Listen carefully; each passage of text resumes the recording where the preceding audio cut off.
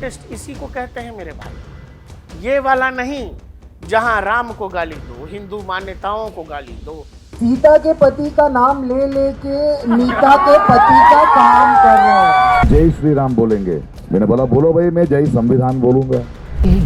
बस नाम रहेगा अल्लाह का।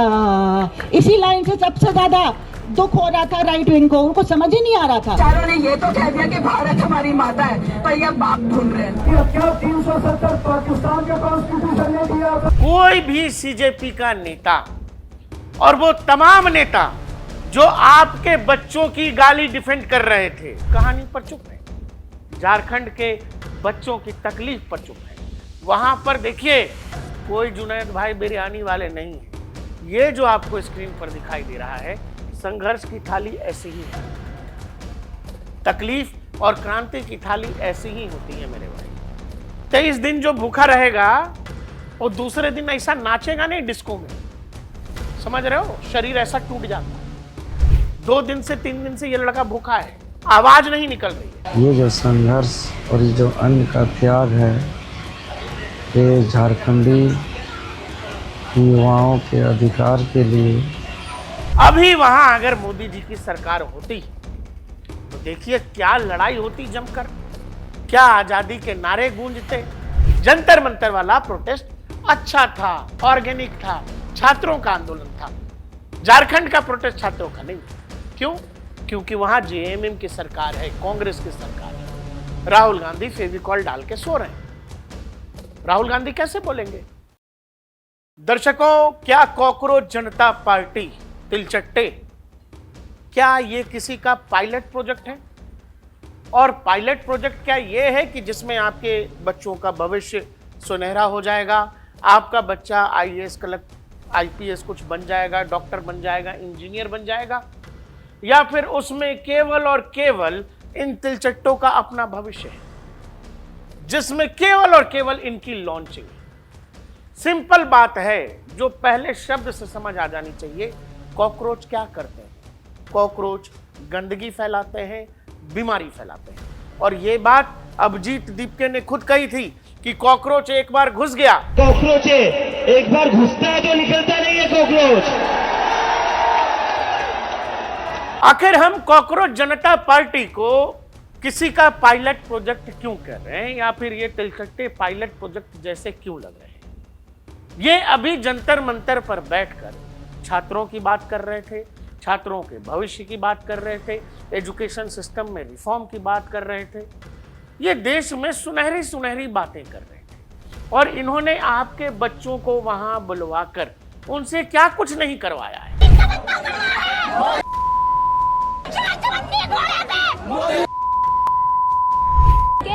और जो वो घुसा हुआ है मेलोडी की निकल जा उसके बाद से। मैं तो चाहती हूँ मोदी को भी गोली मार दो, सही में मैं तो मार भी दूंगी। न्याय न राज्यम नयने न वक्तम भुज्यम। पीरियड्स के दौरान मेरा पैड भी इतना लीक नहीं करता जितने इनके गवर्नमेंट में पेपर लीक कर रहे हैं। यू नो भगवान राम मंदिर व्हाटएवर द तो मेरा लिंग मेरी मर्जी, तो मेरा जेंडर मेरी मर्जी। आपके बच्चों के यहाँ, आपके बच्चों के पास, आपके घरों में पुलिसिया नोटिस आ रहा है, समन आ रहे हैं, बच्चे भागे भागे फिर रहे हैं, बच्चे माफीनामा जारी कर रहे हैं, कह रहे हैं कि अब नहीं होगा, आगे नहीं होगा, अब कभी नहीं होगा। दर्शकों, अब जो स्क्रीन पर आपको ये तस्वीरें दिखाई दे रही हैं, ये झारखंड की तस्वीर है। और झारखंड में भी स्टूडेंट प्रोटेस्ट कर रहे हैं। झारखंड लोक सेवा आयोग में गड़बड़ी की आरोप को लेकर वहां सड़कों पर छात्र हैं। छात्रों का कहना है, छात्रों की अपनी कुछ मांगे हैं, लेकिन फिर ये भी तो कह रहे थे कि हम छात्रों के लिए आंदोलन कर रहे हैं। कोई भी सीजेपी का नेता और वो तमाम नेता जो आपके बच्चों की गाली डिफेंड कर रहे थे, जिन्होंने देश के प्रधानमंत्री को गाली दिया और उसको जो कह रहे हैं कि ये बच्ची तो देश के लिए लड़ रही थी, वो तमाम नेता इस कहानी पर चुप हैं। झारखंड के बच्चों की तकलीफ पर चुप है। वहां पर देखिए कोई जुनैद भाई बिरयानी वाले नहीं है। ये जो आपको स्क्रीन पर दिखाई दे रहा है, संघर्ष की थाली ऐसी ही होती है। तकलीफ और क्रांति की थाली ऐसी ही होती है मेरे भाई। रूखी सूखी रोटी और वहां क्या हो रहा है? वहां जुनैद भाई की बिरयानी नहीं है, वहां मंदिरों से लंगर आ रहा है। भाई चावल दाल ही तो मिलेगा यार। आप संघर्ष कर रहे हो, आप एक आंदोलन कर रहे हो, तो जो बचा कुचा इधर उधर से दान दक्षिणा का है, मंदिर का पैसा है, लोगों ने वहां चावल दाल खिलाए। लेकिन जब फ्री का राशन आता है, जब साजिश वाला राशन आता है, तो उसमें बिरयानी आती है, उसमें ब्रेड पकौड़ा आता है, उसमें जूस भी आएगा, उसमें तरह तरह की चीजें, वैरायटी, बुफे सस्ता था। ये भी देख लो। अब ये फर्क करो कि जंतर मंतर पर बुफे अगर सज सकता है, झारखंड में वो क्यों नहीं हो रहा है? क्या कारण है? झारखंड के बच्चे, जो लोग ये कह रहे थे कि हम छात्रों के लिए लड़ रहे हैं, हम छात्रों के लिए आंदोलन कर रहे हैं, ये कॉकरोच जनता पार्टी के लोगों को वो उतने अपीलिंग क्यों नहीं लग रहे हैं? ये ऐसा वाले, ये नेहा बोरा जो अपने फौजी पिता से पिछले 10 सालों से बात नहीं कर रही है, इसको झारखंड की चिंता क्यों नहीं हो रही है? ये तो देश में अभिव्यक्ति की स्वतंत्रता, लोकतंत्र, छात्रों का अधिकार, बेहतर एजुकेशन व्यवस्था, इन सब के लिए लड़ रही थी ना। लेकिन आपने ये सुना है किसी के, वो जो कहते हैं जू रेंगने वाली बात सुनी है? सब एकदम सन्नाटे में। अभी वहां अगर मोदी जी की सरकार होती तो देखिए क्या लड़ाई होती जमकर, क्या आजादी के नारे गूंजते, क्या तराने गूंजते, नाम रहेगा अल्लाह का, ये सब होता। वहां नहीं हो रहा है। रियल प्रोटेस्ट इसी को कहते हैं मेरे भाई, ये वाला नहीं जहां राम को गाली दो, हिंदू मान्यताओं को गाली दो, जहां कुछ भी आकर कश्मीर को भारत से अलग बता दो, धारा 370 पर बकवास कर दो। एक मंच से जिसको कहा गया कि ये छात्रों का आंदोलन है, वहां से ये सब हो रहा था। ये जो सरकार है, ये जो कर रही है, ये बहुत सालों से कर रही है, और हमने देखा है कि ये लोग बस सीता के पति का नाम ले लेके नीता के पति का काम कर रहे हैं। कि जय श्री राम बोलेंगे। मैंने बोला बोलो भाई, मैं जय संविधान बोलूंगा। जय संविधान। Thank you Darling's. बस नाम रहेगा अल्लाह का। इसी लाइन से सबसे ज्यादा दुख हो रहा था राइट विंग को। उनको समझ ही नहीं आ रहा था कि ये हाईएस्ट वेदांत है। अल्लाह का मतलब वो शक्ति जो हम सब में है। बस नाम रहेगा अल्लाह का, जो गायब भी है हाजिर। चारों ने ये तो कह दिया कि भारत हमारी माता है, पर ये बाप ढूंढ रहे हैं। क्या 370 पाकिस्तान के कॉन्स्टिट्यूशन ने दिया? लेकिन झारखंड के बच्चे क्या कर रहे हैं? झारखंड के बच्चे कह रहे हैं भारत माता की जय, वंदे मातरम के नारे और कैंडल मार्च निकाल रहे हैं।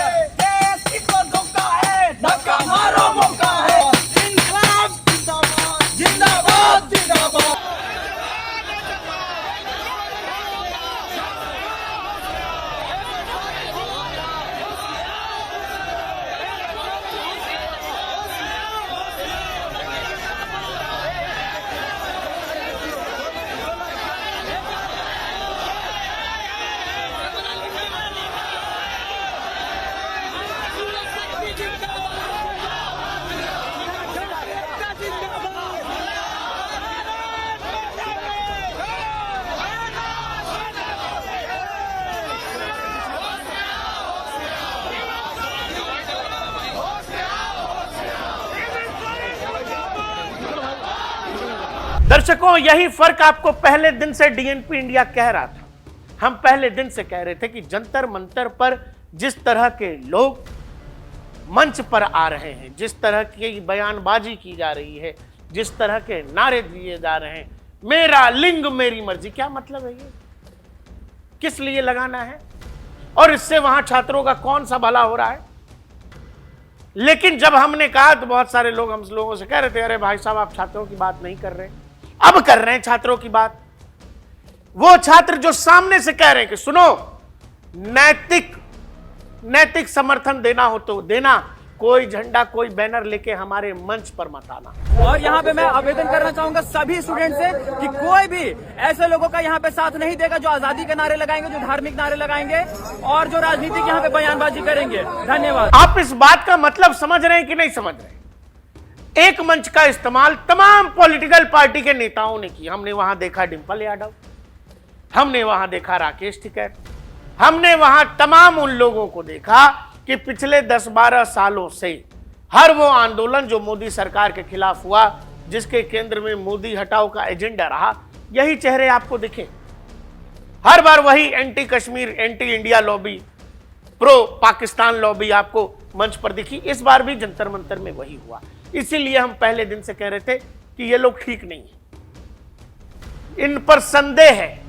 लेकिन झारखंड के बच्चे आगे से कह रहे हैं भारत माता की जय, वंदे मातरम, हमें कुछ नहीं चाहिए, हमें आपसे भी कोई मतलब नहीं। आपको आना है आइए, नहीं आना है मत आइए, लेकिन ये ढोंग मत करिए।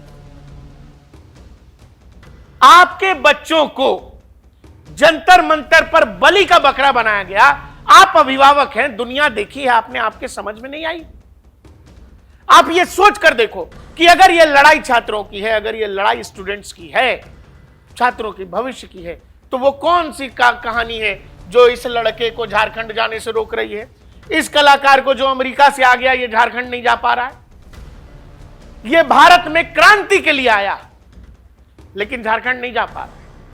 ये घर में है, कह रहा कि अब मैं यहां आ गया हूं, मुझे 2-3 दिन आराम कर देने दो, मुझे नॉर्मल लाइफ जीने दो। उम्मीद करता हूँ अगर मीडिया मुझे ज्यादा परेशान ना करे अगले 1-2 दिन, तो जो मेरी नॉर्मल लाइफ थी पहले, वैसे थोड़े दिन के लिए मैं नॉर्मल लाइफ जी पाऊँ। आपके बच्चों का जीवन नरक करके, आपका जीवन नरक करके, क्योंकि आपका बच्चा पत्थर फेंक रहा था, ये भाई साहब ट्रक पे बैठे हुए थे, आपका बच्चा लाठी खा रहा था, ये भाई साहब जेपी नड्डा के साथ बातचीत कर रहे थे, तो आपका जीवन तो हेल हो चुका है।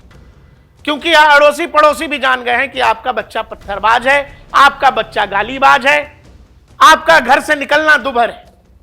सामने वाला कह रहा है बैक टू नॉर्मल, हमको अपना वही पुरानी वाली जिंदगी वापस चाहिए। आपको लगा था कि यह क्रांति हो रही है, तो दिमाग तो लगाओ कि तुम्हारा बच्चा जब पिटा तो एक लाठी इसको क्यों नहीं लगी। और अब जब झारखंड में वहां की सरकार के खिलाफ नहीं, एजुकेशन सिस्टम के खिलाफ, वो कह रहे हैं कि भाई साहब 2015 के बाद से झारखंड लोक सेवा आयोग का पेपर ठीक से हुआ नहीं है।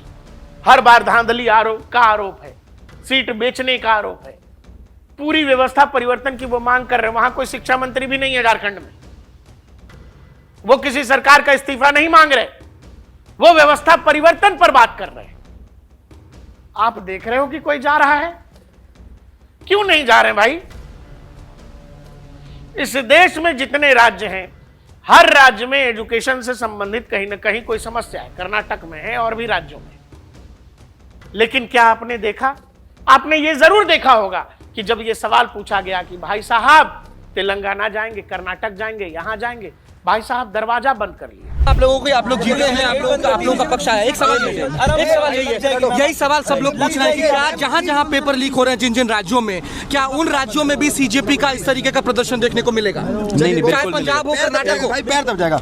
आशुतोष रोकना भैया, भाई मेरे को बैठने दे। ये शीशे चढ़ाओ ना इसके। सौरभ, क्या बाकी राज्यों में भी सीजेपी इस तरीके से प्रोटेस्ट करेगी? आशुतोष, आम आदमी पार्टी को आपने मंच दिया, आम आदमी पार्टी को आपने मंच दिया, क्या पंजाब में करेंगे? पंजाब में करेंगे, पंजाब में आम आदमी पार्टी को मंच दिया। दोस्तों, आपकी स्क्रीन पर जो ये विजुअल दिखाई दे रहा है, जिसमें बारिश हो रही है और बच्चे त्रिपाल लिए, हर व्यक्ति ने त्रिपाल साइड से रोक रखी है और बारिश से बचने की कोशिश कर रहे हैं। उनके पास कोई फंडिंग नहीं है, उनको कहीं से कोई बिरयानी खिलाने नहीं आ रहा है, वो भूखे पेट भी रह रहे हैं और अपनी मांगों के साथ कि भाई साहब हम सालों साल तैयारी कर रहे हैं, पेपर लीक हो जाता है, सीटें बेच दी जाती हैं, रिजल्ट जो बताया जाता है तो उसका कट ऑफ जारी नहीं किया जाता है। ये पूरी कहानी है, बच्चे अपनी मांग के साथ हैं। हमने जबकि जंतर मंतर पर भी देखा था कि क्या व्यवस्था है, बड़े से बड़ा कूलर, बढ़िया गद्दा, ऊपर वाटरप्रूफ टेंट, ये सब हमने देखा है। रियल आंदोलन और रियल फ्रॉड में यही फर्क होता है। जब आपके पास पैसा है तो फिर आप तो कहीं भी अनशन पे बैठ जाइए।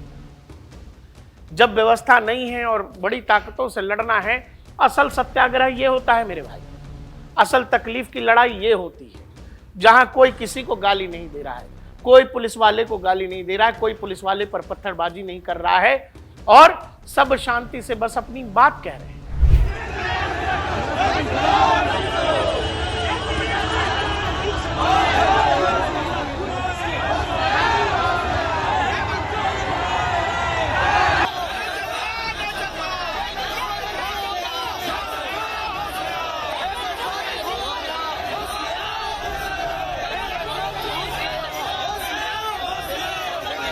सत्ता से प्रश्न करना और सीधे सत्ता पर बैठे सर्वोच्च व्यक्ति को गाली देना, दोनों का फर्क है।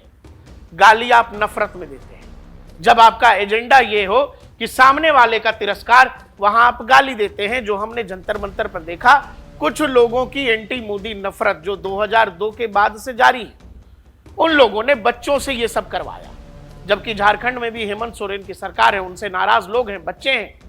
आपने सुना कि कोई बच्चा अपशब्द कह रहा हो वहां के मुख्यमंत्री को, वहां के सिस्टम को? सब ये कह रहे हैं कि बदलाव होना चाहिए। और आंदोलनों के जो नारे होते हैं कि भाई नेताजी होश में आइए, नेताजी ऐसे करिए, चल रहा है। यही तो असल आंदोलन है मेरे भाई। लेकिन जिस जंतर मंतर के फ्रॉड को कुछ लोगों ने आंदोलन बताने की कोशिश की, कहां है योगेंद्र यादव? सोचा है आपने? ये जो अंजुमन जाकर के बैठे हुए थे जंतर मंतर पर, जीवन काट रहे थे, बढ़िया दुकान चल रहा था, उनको पूछा आपने कि क्यों नहीं जा रहे?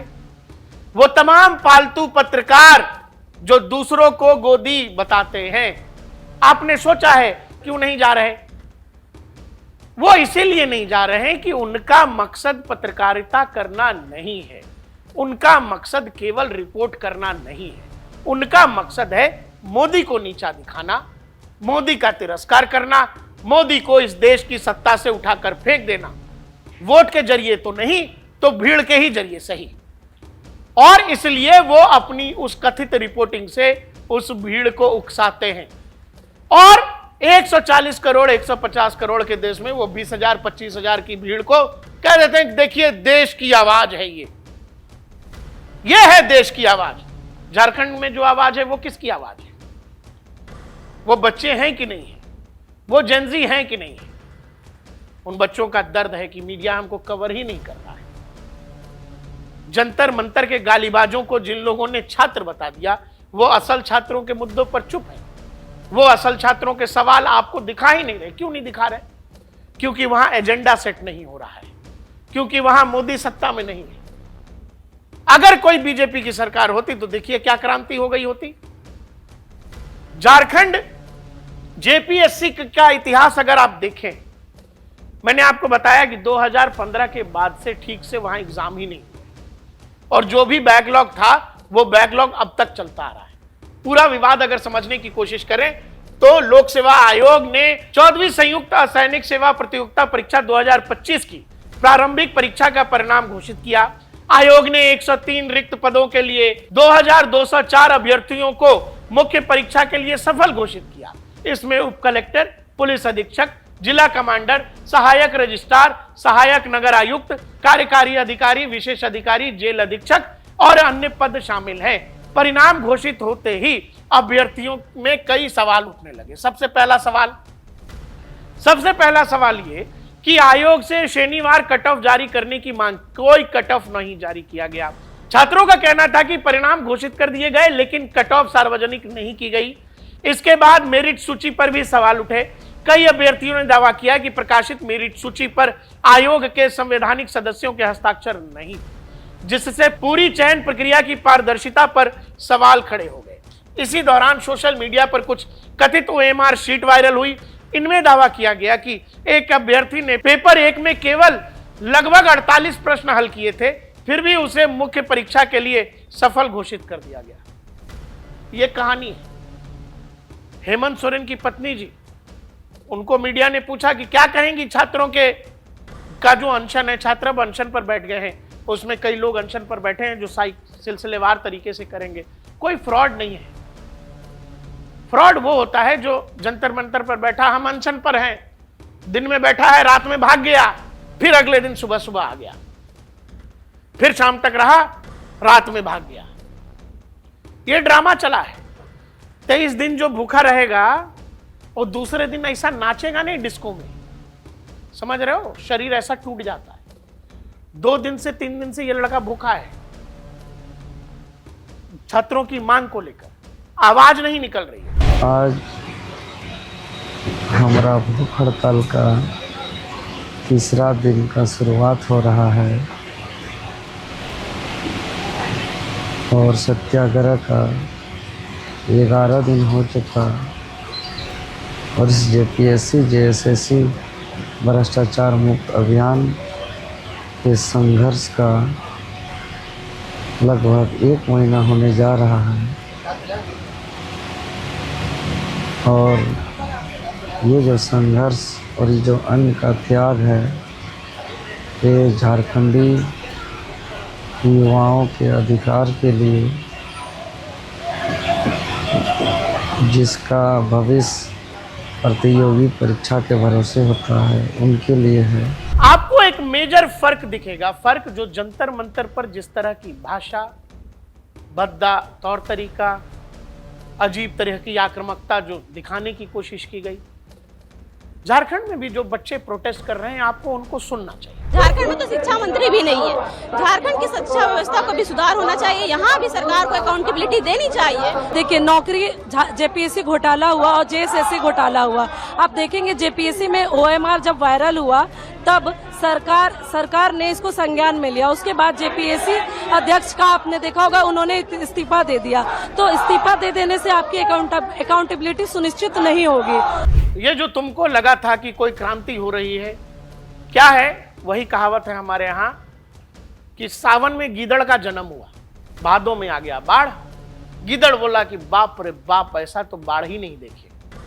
तो बाबू, जब तुम्हारी जानकारी का सोर्स जो है रील है, तुम्हारी जानकारी का सोर्स जो है इंटरनेट है, जो इंटरनेट 30 सेकंड 40 सेकंड में तुम्हारा पेशेंस लूज कर जाता है, तुम उससे ज्यादा जानकारी यहां स्टोर नहीं कर पाओगे, तो तुमको ये लगेगा कि तुमने ऐसा कुछ जीवन में देखा ही नहीं। जीवन में किताबें पढ़ने की आदत डालो और ऐसे सोर्स जो वेरीफाइड हैं वहां से थोड़ी जानकारी जुटाओ, थोड़ा इतिहास पढ़ो, फिर अपनी राय बनाओ। ये एआई के जमाने में रील देखकर अगर तुम अपनी राय बना रहे हो तो तुम अपने साथ साथ अपने पूरे परिवार का भी काट रहे हो, क्योंकि होना कुछ नहीं है, कुछ भी नहीं होना है। और तुमको अगर लग रहा है कि उस रील से ज्ञानवर्धन हो रहा है तो फिर देख लो, तुम्हारे ये जो भैया हैं, ये फोटो इसलिए मैंने दिखाई थी, ये जो भैया हैं जिनका नाम है सौरभ दास, इनके बारे में बताया जा रहा है कि पता नहीं यहाँ के हैं भी कि नहीं। बाबूजी के बारे में बताया जा रहा है, बाबूजी नेपाली हैं। इनका घर जिस जगह है बाबू, GK1 में, देश के बड़े उद्योगपति, उनके घर के बगल में इनका घर है। 10,000 स्क्वायर मीटर में इनका घर बताया जा रहा है। जिस व्यक्ति के बगल में खड़े हैं वो हैं उमर खालिद। उमर खालिद के बाबूजी हैं, जो भी हैं वो सिमी के फाउंडर मेंबर हैं। अब तुमको पता ही नहीं होगा सिमी क्या होता है। वही बोले ना कि सावन में जन्म हुआ, भादों में बाढ़ आ गया। तुमने यही देखा है, तुमको लगा ये क्रांति है। जरा जाके देखो कि सिमी क्या, कौन सा आउटफिट है और उसको भारत सरकार ने बैन क्यों किया। ये उमर खालिद आखिर पिछले 5-6 साल से देश की जेल में क्यों है।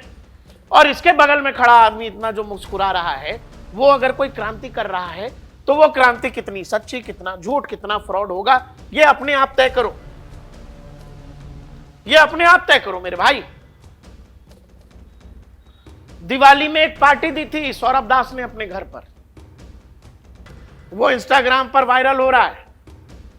लोग लिख रहे हैं 7 शॉट्स का हैंडल है सौरभ दास का। उन्होंने दिवाली पार्टी होस्ट की GK1 में, 10,000 वर्ग फुट वाले फ्लैट में। मुख्य अतिथि भी तुमको दिखाई दे रहे हैं। रत्ना सिंह भी इसमें शामिल होकर खुश थी। रत्ना सिंह CJP की एक और महिला प्रवक्ता है। आप ये बताइए, दिवाली कब थी, क्रांति कब हुई, प्रवक्ता कब बनी? आपको लगता है कि चीजें ऐसी ही हो जाती हैं? है ना, स्वतः स्फूर्त आंदोलन था, देश की आवाज थी, छात्रों की आवाज थी। तो फिर पूछ रहा हूं, तुमको भैया संसद पर भेजे, भैया तुम्हारे आगे आगे क्यों नहीं थे जी? भैया आगे आगे चलते, तुम भी पीछे पीछे चलते, अपना नारा जो भी लगाना था लगाते रहते। पहली लाठी भैया को पड़नी चाहिए थी, लाठी तुम खाए। भैया बोल रहे हैं अब हम बैक टू नॉर्मल हैं। भैया को झारखंड बहुत दूर लग रहा है, भैया अमेरिका से आ गए। दर्शकों, इस बात की कहानी आप ऐसे समझो कि ये पूरी की पूरी कहानी आपने झारखंड के बच्चों को सुना, उनका दर्द सुना, उनका तौर तरीका, उनके नारे, वो सब हमने आपको सुना। वो सब सुनने, जानने, देखने के बाद और जंतर मंतर पर जो हो रहा था, हम उसको भी आपको याद दिलाना चाहते हैं। ये जो सरकार है, ये जो कर रही है, ये बहुत सालों से कर रही है और हमने देखा है कि ये लोग बस सीता के पति का नाम ले लेके नीता के पति का काम कर रहे हैं। कि जय श्री राम बोलेंगे, मैंने बोला बोलो भाई, मैं जय संविधान बोलूंगा। जय संविधान। Thank you Darling's. बस नाम रहेगा अल्लाह का। इसी लाइन से सबसे ज्यादा दुख हो रहा था राइट विंग को, उनको समझ ही नहीं आ रहा था कि ये हाईएस्ट वेदांत है। अल्लाह का मतलब वो शक्ति जो हम सब में है। बस नाम रहेगा अल्लाह का, जो गायब भी है हाजिर। चारों ने ये तो कह दिया कि भारत हमारी माता है, पर ये बाप ढूंढ रहे हैं। क्या 370 पाकिस्तान के कॉन्स्टिट्यूशन ने दिया? मैं तो चाहती हूँ मोदी को भी गोली मार दो, सही में मैं तो मार भी दूंगी। न्याय न राज्यम नयने न वक्तम पीरियड्स के दौरान मेरा पैड भी इतना लीक नहीं करता जितने इनके गवर्नमेंट में पेपर लीक कर रहे हैं। भगवान राम मंदिर व्हाटएवर द ये सब जंतर मंतर पर हो रहा था। वो भी लोगों ने कहा कि छात्र आंदोलन है, धर्मेंद्र प्रधान को इस्तीफा देना पड़ा। और झारखंड में भी छात्र आंदोलन है। ये दोनों छात्रों की वैरायटी अलग अलग क्यों है भाई? एक छात्र गालीबाज है, एक कथित छात्र कश्मीर को अलग देखना चाहता है, एक कथित छात्र उमर खालिद और शर्जील इमाम को बाहर चाहता है, दूसरा छात्र वंदे मातरम गा रहा है, भारत माता की जय कह रहा है।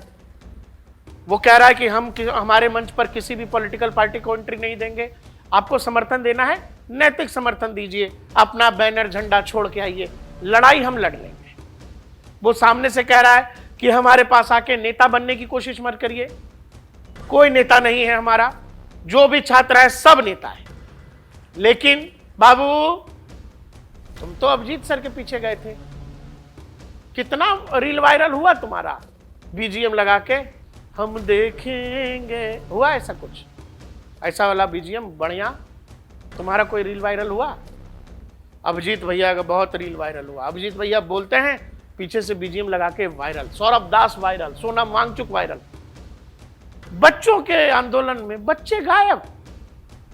बच्चे तब हाजिर थे जब बच्चे लाठी खा रहे थे, बच्चे तब हाजिर थे जब पुलिस वालों से आमना सामना हो रहा था, बच्चे तब भी हाजिर हैं जब तुम्हारा भाई फिर से बैक टू नॉर्मल है, एसी में सोया है, तुम्हारे यहाँ पुलिस आ रही है, तुम माफीनामा जारी कर रहे हो। झारखंड के छात्रों को देखो, टेंट लिए बैठे हैं, बारिश में बैठे हैं, खाने को खाना नहीं है, मंदिर का भंडारा आ रहा है, वही चावल दाल चल रहा है, कोई बुफे नहीं सजा जो जंतर मंतर पर था। अब सोचना ऐसा क्यों है? छात्र तो वो भी हैं, आयसा, एसएफआई, वो तमाम वामपंथी छात्र संगठन वहां नहीं जा रहे। क्यों? क्योंकि वो भारत तोड़ने की बात नहीं कर रहे। क्यों? क्योंकि वो कश्मीर की बात नहीं कर रहे हैं, न किसी को करने देंगे। वो केवल और केवल छात्रों की बात कर रहे हैं। वो नरेंद्र मोदी का इस्तीफा भी नहीं मांग रहे, तो फिर मामला ही नहीं बनता है इनके जाने का। इसलिए मैंने वीडियो की शुरुआत में आपसे कहा था कि सीजेपी, कॉकरोच जनता पार्टी, एक पायलट प्रोजेक्ट है। और पूछेंगे काहे का पायलट प्रोजेक्ट? तो ये पायलट प्रोजेक्ट है, आने वाले सालों में आपको ये दिख जाएगा। ये जो तीनों दिखे आपको कॉकरोच, ये कॉकरोच जहां इनकी मर्जी होगी, इनका एजेंडा फिट होगा, जिसमें ये मोदी को गाली दे पाएंगे, बीजेपी को गाली दे पाएंगे, उसको ये आंदोलन का नाम दे देंगे। ऐसे राज्य, ऐसी सरकारें जहां से इनका खुद का दाना पानी चल रहा है, या वही अगर इनके पॉलिटिकल मास्टर्स हैं, तो वहां जाकर के ये कैसे सवाल पूछ सकते हैं? जिसने इनको मोदी के खिलाफ खड़ा किया है अपने प्लान प्रोजेक्ट में या पायलट प्रोजेक्ट में, वो मोदी के ही खिलाफ तो काम करेंगे। वो छात्रों की आवाज कहीं से भी नहीं थी जंतर मंतर पर, आपको एक दिन यकीन हो जाएगा। पीयूष पद्माकर हैं, इंडिया टीवी के संपादक हैं, कुछ शानदार लिखा है इन्होंने और बढ़िया इनकी पहुंच है सरकार में, अंदर की जानकारी ठीक ठाक रहती है इनके पास। जो इन्होंने लिखा है वो पढ़िए। मोदी से डर नहीं लगता साहब, अमित शाह से डर लगता है। जंतर मंतर बहाना है, डिलिमिटेशन रुकवाना है। मोदी के सियासी दुश्मनों की रूह कांप गई जब बंगाल के नतीजे आए। हिंदू वोट का ऐसा रुझान राम मंदिर आंदोलन के बाद भी नहीं दिखा था। 2024 में विपक्ष को जो गेन हुआ था वो सब माइनस हो गया। विपक्ष के दो बड़े नेताओं को छोड़ दें तो बाकी सभी आपसी बातचीत में मानते हैं फिलहाल बीजेपी को रोकना मुश्किल ही नहीं, नामुमकिन है। इसका आकलन है कि बीजेपी यूपी में भी बंगाल जैसा प्रदर्शन करने जा रही है। इनका आकलन है कि बीजेपी यूपी में भी बंगाल जैसा ही प्रदर्शन करने वाली है। फिर बीजेपी के इस तूफान को कैसे रोका जाए? विपक्ष के एक नेता का आइडिया था आंदोलन। ध्यान से सुनिए, एक ऐसा आंदोलन जो ऊपर से दिखने में नॉन पॉलिटिकल लगे, अंदर से शुद्ध पॉलिटिकल। जंतर मंतर के मंच की हालत याद करिए, पॉलिटिकल था कि नहीं था? जंतर मंतर दरअसल छात्रों का आंदोलन था ही नहीं, यह मोदी विरोधी ताकतों का वैचारिक मंच था जिसे पेपर के नाम पर बटोरा गया, लेफ्ट जय भीम जय मीम के नाम पर जोड़ा गया। दिल्ली के एक नेता तीसरा मोर्चा बनाने की तैयारी में आगे बढ़ चुके हैं। आप सबको पता है कि वो तीसरा मोर्चा बनाने वाला नेता कौन है और कौन सी पार्टी सबसे ज्यादा मंच पे दिखी। आंदोलन करने वाले लोगों की एक फौज तैयार हो जाएगी। इनका मूल होगा मोदी विरोध, शर्त होगी राहुल से दूरी। इनका इमीडिएट गोल है देश के नौजवानों को गोलबंद करना। 2029 में 38 से 40 करोड़ वोटर यंग होंगे। इन्होंने यूपीए का राज ज्यादा देखा नहीं है। ध्यान से सुनो, मैं जो कह रहा था, गीदड़ का जन्म सावन में, भादों में बाढ़। ध्यान से समझिए कहानी। 2029 में 38 से 40 करोड़ वोटर यंग होंगे। इन्होंने यूपीए का राज देखा नहीं है, इसीलिए पुरानी बातें इन्हें ज्यादा अपील नहीं करती। जो बात पता चली है वो बेहद चौंकाने वाली है। ये सो कॉल्ड थर्ड फ्रंट किसी अभिजीत दिप्के को प्रधानमंत्री उम्मीदवार घोषित कर सकती है। इसका मूल होगा मोदी विरोध और देश के नौजवानों को गोलबंद करना।